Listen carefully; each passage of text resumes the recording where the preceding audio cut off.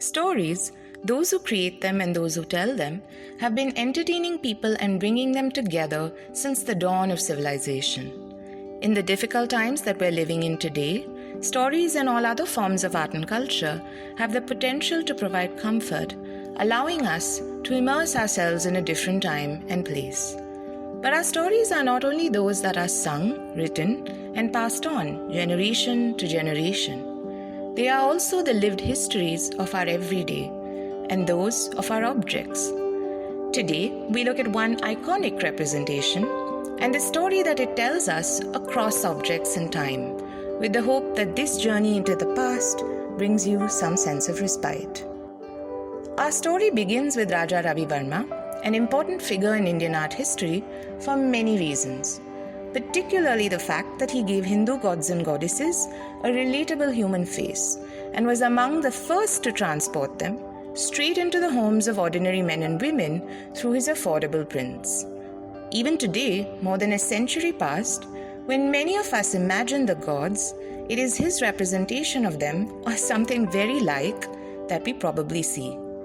Of all the Hindu gods and goddesses that sprung from his fertile imagination, though, there were two truly iconic representations that we are all likely to have seen sometime or the other, Lakshmi and Saraswati. His famous depiction of the goddess Saraswati bears all the trademark elements that informed his aesthetic and style. Ravi Varma adopted European techniques of realism to great success. Here, Saraswati's face appears alive and expressive, as if she were mildly smiling at a secret only she knew.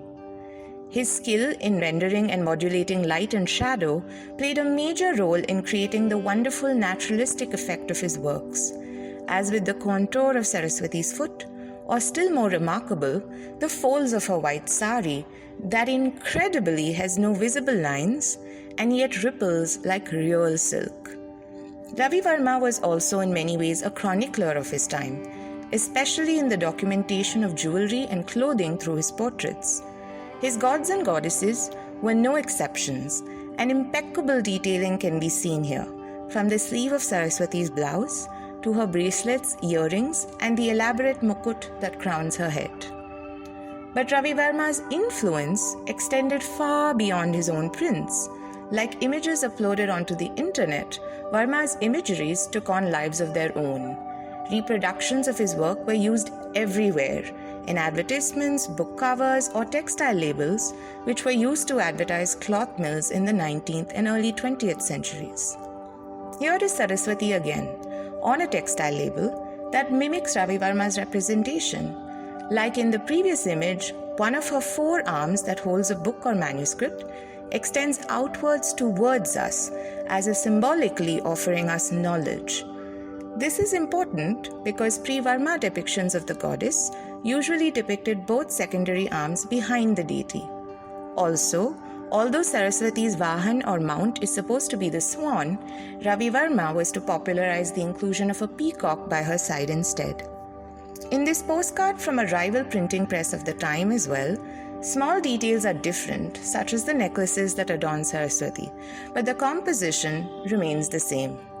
This sort of piracy and copying of Varma's compositions is partly what made his imagery so hard to shake off, that even 100 years later, they continue to shape Indian visual culture. It wasn't all copying either. For instance, a unique practice in the South, particularly in the region of Chettinad, was of women embellishing these prints in a variety of ways, from embroidery and zardosi work to stitching with silk, glass beads, sequins, sometimes even gemstones, and really making it their own. Today, these prints are considered to be a genre in their own right.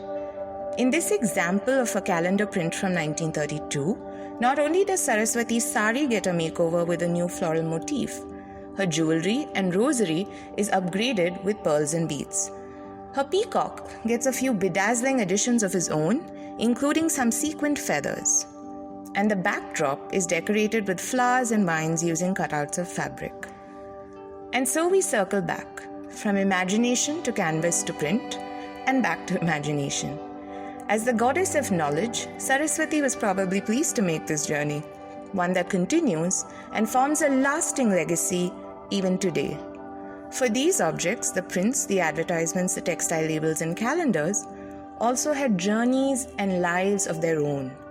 Many of them were framed and worshipped in homes across the country and grew to shape the imaginations of future generations. They were to become objects that were used and cherished, witnesses to the lives of everyday people. In these challenging times, they remind us that art can inspire, comfort, and testify to the endurance of human thought and creativity across time and despite the odds.